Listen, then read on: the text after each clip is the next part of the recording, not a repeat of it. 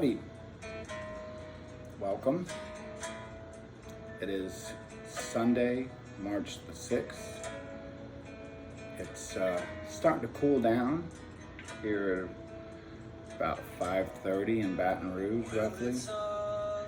It's probably about 81 degrees at this point. I don't know what the high was today, but I can feel it cooling down a little bit more than what it was earlier. The music is back. It's all in your mind, which is kind of appropriate for today's topic. We're going to talk about mind power, how it affects your healing, attitude, and outlook. As you know, I'm a big proponent of. Sidebar on Beck, he's definitely one of my very favorite artists. I've seen him, I don't know, 5 times or so. It's been a very long time since I've seen him or anyone in concert, especially. I saw him when he first came out in '94, when I was fortunate enough to be stationed in California, and his album with Loser on it was just starting to gain some traction, and I got to see him in a couple of really small clubs, which was neat. It was neat to see an up-and-coming artist who was still and just new, trying to reach his different creativity, exploring a lot of different stuff, as he still does, but it was just neat because he was so young and full of energy at the time. I saw him at the Whiskey, I believe. Is that right? I think it was the Whiskey in Los Angeles. And I bet there was maybe a couple of hundred people there. And it was just a really neat show. Anyway, I'm going to start this off like we start all of our amputee casts. I'll give you a second. We're going to do to get a glass of something to drink. For those of you that don't know how this goes, we do a toast, what I call the positive affirmation drink. I start all of these amputee casts out like this because it's I strongly believe that your outlook, your attitude, the way you look at life affects your day, your week, your month, your year, your life. Attitude is everything, and that's what we're going to say when we do our drink. So grab yourself, if you haven't yet, if you want to partake and do this toast with me, a glass of your favorite beverage. I got me some coffee, even though it's late in the day. Believe it or not, this is my first cup of coffee. I don't want to get into it, but it's been a strange day for me, and I'll just leave it at that. I did just get done working out not too long ago, doing some stationary bike. I can't even call it working out. I did an hour on the stationary bike at a very light, if not moderate pace. So without much further ado, if you've got that drink, 1, 2, 3. Attitude is everything.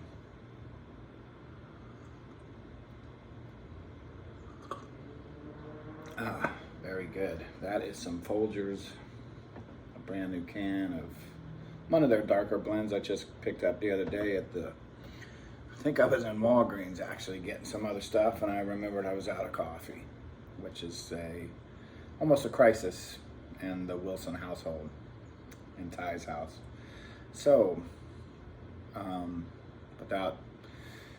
just get into it about mind power, since we were talking about attitude is everything. Well, before that, I'll give a little review, as many of you who have been watching this know I did not make my 30 days of drinking. This would have been this podcast would have been the celebration. I would have been over 30 days. I made it. I tried to abstain from drinking for 30 days. I made it to day 26 and kind of failed miserably there. It was nice to cut back some. Another thing, I'm certainly not going to try that again right now. I'm getting ready to go to Florida, to Daytona Beach this week. I'm going to take off on midday Thursday, try to get up there I'll probably be there pretty late, midnight, 1 o'clock, and I'm going to spend all day Friday and Saturday there before heading back. I'm really looking forward to going out there, hooking up with a couple of old friends, and hopefully meeting some new ones. I've gone to, I think this would be my 4th bike week. COVID put a damper on one of them a couple years back, but it's when I lived in Daytona for work, I had never been to any kind of a bike week really. They have one in Sarasota, but it's nothing compared to Daytona, which is one of the older classic ones. So that's what I'm going to be doing this week. I'm going to be pretty wore out, I'm sure, by the time Monday rolls around. We'll have to see how much sleep and whatnot I get, and that drive.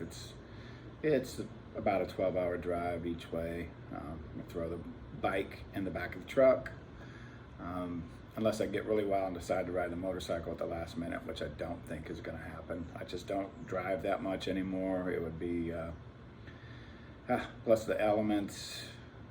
I don't have a set of bags on my bike to take tools. I'd be rolling the dice a lot more than if I just take the bike with, and then the truck, I'm actually gonna, my last resort for a place to stay, because I haven't made one. I've got a couple friends that I think have offered, or sort of, they don't know about my snoring yet, so we'll see.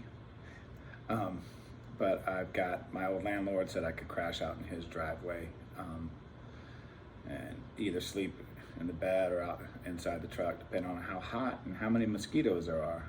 So I'm looking forward to that. I'm going to try to do a podcast from there before I head back, because I think it'll be fun if I can pull it off. So anyways, back to mind power.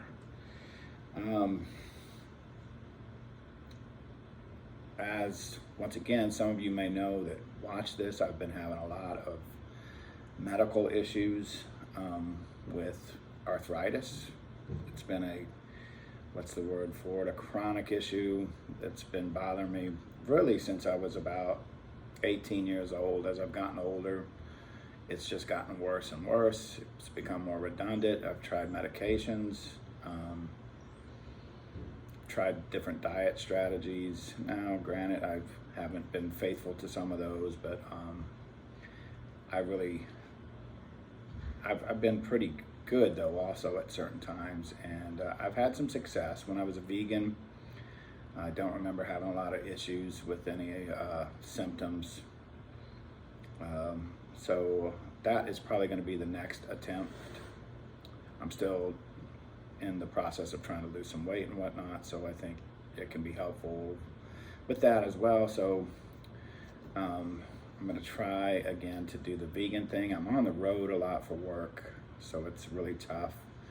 A lot of times you don't have very good food options when you're traveling and eating out, especially if you're on the go and trying to go through drive-thrus and stuff. But it's much better than it used to be. Some of these places have these vegan burgers and stuff like that. But to be very honest with you, those aren't much better than any other processed food. They're made in a lab, and at least what I've read. They've got chemicals in them to make them taste like beef and all this other stuff. So, and then there's the bread, which any fast food bread ain't that great for you. It's all bleached out and everything else. So they're not really that healthy of an option. I see more and more, but I think Dunkin's I guess if you're trying to be a strict vegan, and it's nothing else around, I suppose that's an option. I just don't think it's a very healthy one, in my opinion. Anyway, back to the mind power. I keep bringing it up and keep getting off track here. As I was talking about my arthritis and other issues I've got going on, I'm pretty sure I'm in the pre-diabetic phase of, or what they call pre-diabetes or whatever. I will say that when I quit drinking, that seemed to improve a little bit. My blood pressure did not improve at all. I mean, very little. I was even taking blood pressure medicine for a while, and that didn't seem to help as well. I know there's different blood pressure medicines out there. I'm really trying not to take any medication. So I'm going to try again to, like I said, really tamp down on eating healthier. I doubt if I'm going to quit drinking, but I am going to try to at least moderate that, I hope. You know, you gotta live, but you know, at the same time, there are some days when it hasn't been fun for me to live. Been painful. It's been tough. You know, I get up and try to ignore the swollen hands and elbows and stuff. I mean, there's days when I can't even reach up to brush my teeth with one arm or the other because I've got the arthritis in my arm, or I have to use my hand I'm not used to using to shave with and that sort of thing. So I've been reading, so that I'm going to try to attack that with diet and losing some weight. But while I was looking into all this, I found a lot of studies on inflammation, and I ran across a back doctor, a physician, a surgeon that did back surgeries that actually would not do surgery on his patients unless he thought it was absolutely necessary, which those of you in the medical field or who know about the medical field stuff, that's pretty rare. You go to a surgeon, 9 times out of 10, they're gonna wanna do surgery. He would even have people that had really bad issues where their MRIs were jacked up really badly, and he still would not do surgery, and he'd put them on this treatment where it's really odd, where he told them that the pain was in their mind,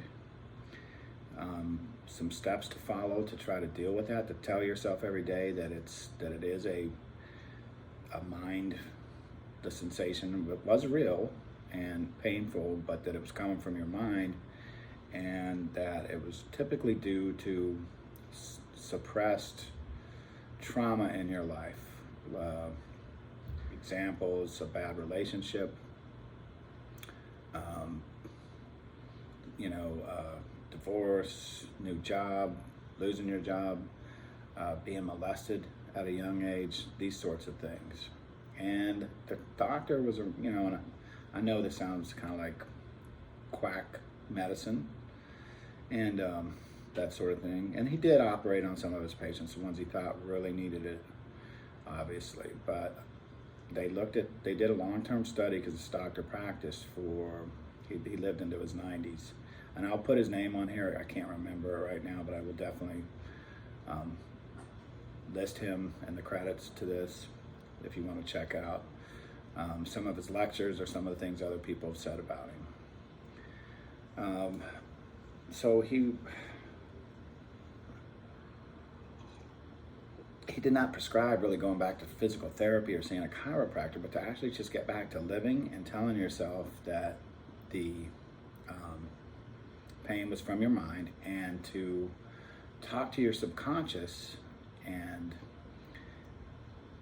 tell that part of your brain, actually physically tell it that the reason you're manifesting this pain is to hide me from these feelings that are in there, but I would rather you brought the feelings out and that I dealt with them. And there's the studies are incredible. It's a very high success rate, anywhere from the 60 to almost 90%, depending on what time, and because they did several studies over the years. So there's got to be something to that. And I remember looking before at other studies where they had people that they gave placebos, and a lot of them have had success, but the trick to that whole thing, just like with the attitude is everything deal that I aspire to, is you've really got to believe it. You can't doubt it in any way. You've got to believe it. And I think you could say that about a lot of things in life. If you think something is true and you really believe it to be true, it's true. but you've got to really believe it. You can't doubt it. It doesn't necessarily have to be logic to it, but you've got to believe it. And you see this in other people. A lot of times I think a lot of people who have what we call animal magnetism, or as we call it, you see them, you run into them in public, and you can just tell they carry this confidence with them. They're very confident in who they are, and they make things happen. These type of people. They're typically type A, not always, but I think a lot of those folks believe in themselves and believe in that they're going to have good outcomes when they do things. And I really do believe that any of us can manifest that. I've done it several times in my life. I told myself I wanted to buy a Harley Davidson motorcycle at one time when I had no money. I was pretty much destitute. I was playing in a band and wasn't making any money. And sure enough, I put a picture of that bike on the wall, and 2 years later, I had one. And it was very similar to the picture I put on the wall. What other? My wife, I told myself I was gonna make her my girlfriend, and that happened. It took a while. It took me, I think, over a year to even get her to go out with me, but I was persistent about it, and I told myself I was going to play in a popular band at one point in my life. Actually, I've done that. I've pulled that one off 2 or 3 times, and be a quote-unquote rock star. And I lived in a town that was pretty small, but it was everyone who knew me there. When I walked around, they knew me as that guy that played bass in that band at one point. We didn't hit the big time, but we certainly felt like we were going to. I think things became unraveled early, music changed and all that kind of thing, but there are definitely things that if you want them in your life, you can make them happen. And I think the same goes with healing. I remember when I started playing football. I'd never played any sport. I think I played Little League 1 year. Never played any sports. I was a chubby, kind of insecure kid. I started in 8th grade, and I just hung in there. I was around other people that I was like, man, these guys aren't any better than me. I can do this. And, I ended up being a decent player that got letters from colleges and stuff to play and that sort of thing by the time I was in high school. When I went through losing my leg, I knew I was going to get back to walking and working and all that. I didn't at first. I was scared, but I made it a reality. I met a guy who was an amputee that helped me. That's why I'm doing what I do now in my job, and he really helped me. And these types of things, you do need help. I'm not saying don't go to a doctor, but for pain and that sort of thing, you should go. You should probably go to several if you can and get multiple opinions. And always, I would tell you make surgery the very last option.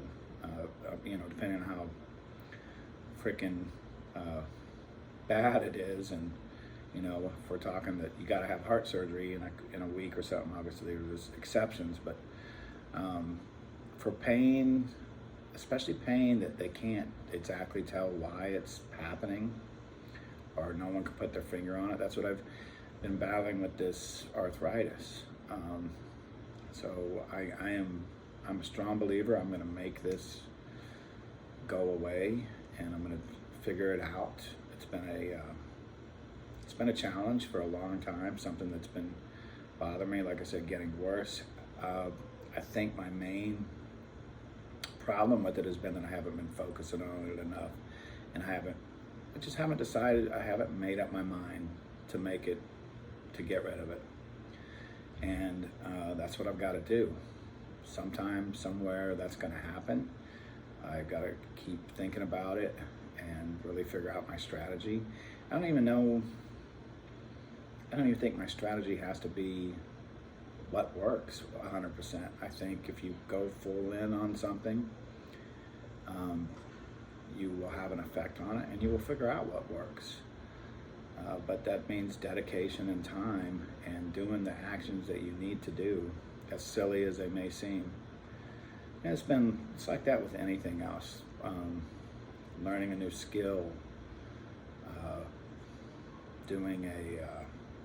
working out and changing the shape of your body, gaining, losing weight, all that takes, as all Americans, we have a really hard time with it.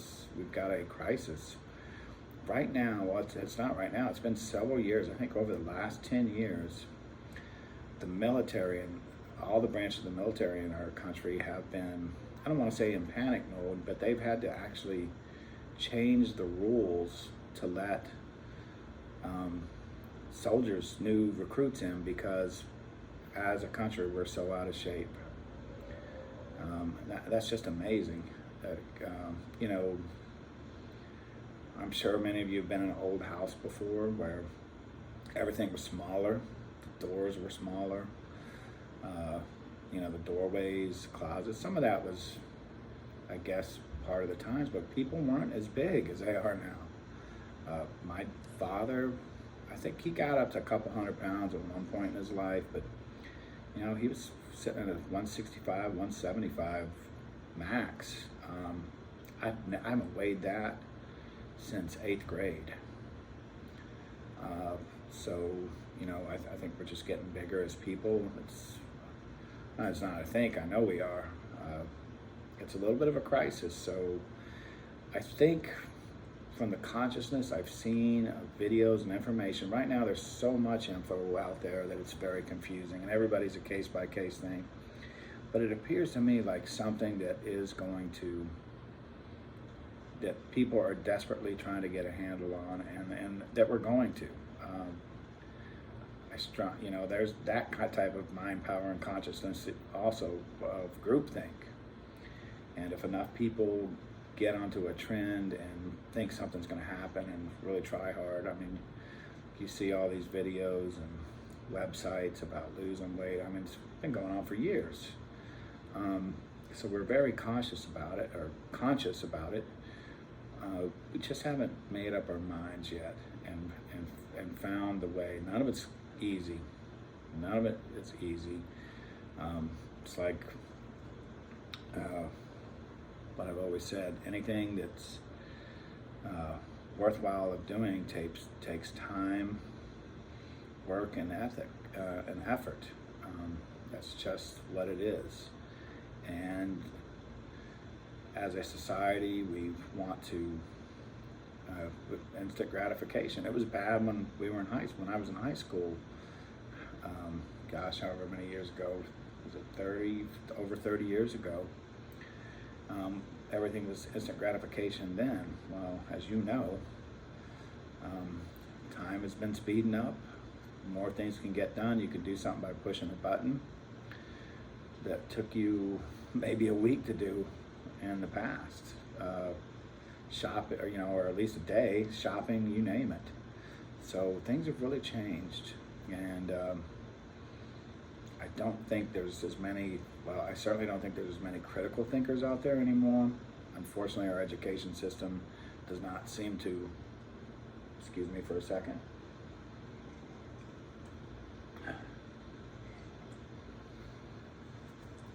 It appears our education system, for whatever reason, doesn't want critical thinkers. I think I've brought this up before in other discussions that I was taught, and it used to be right, for lack of a better term, or encouraged to be speculative about things and ask questions. Now you do that, you see it all over. A lot of times you're an outcast. I won't get into it, but certain situations, you question it all, and all of a sudden you're canceled, and that's wrong. I mean, there are obviously some nuts out there on both sides, though, that take these things to the limits and aren't rational about it. But questioning stuff is not wrong. I don't care where we get in society, I'll never believe that that's the case. I'm not certain why that's being pushed. I don't even know. I'm assuming it's a purposeful thing. I think they just want people to accept things as they are and not ask questions for whatever reason. And that's, being honest with you, that's a little scary to me. But it's not all doom and gloom, because your mind is a powerful thing. You can create your reality. I've failed at doing that lately. I could certainly get all worked up. I mean, I'm very upset that I didn't make the 30 days on the drinking challenge. I'm disappointed with myself. But at the same time, it's not the end of the world. I'll live and fight another day. I'm going to set new goals and keep moving forward. And another thing about this pain being manifest in your mind, so I want to say this right now to anyone that's listening that may actually personally know me. For any wrongs I've done to anybody, intentional or not, I want to say that I'm very, very sorry.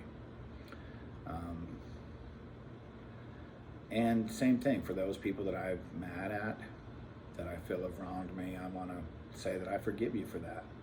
And I'm not trying to sound pompous or what's the word for it, or arrogant about that. I really mean that. Life is too short.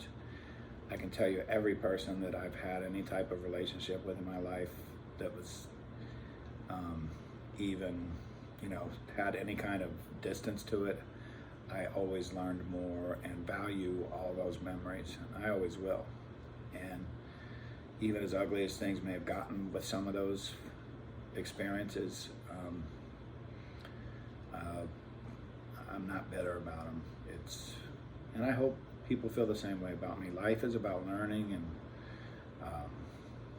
traveling this journey that we're all on, that it's going to end sometime, and we don't know where the next stop is.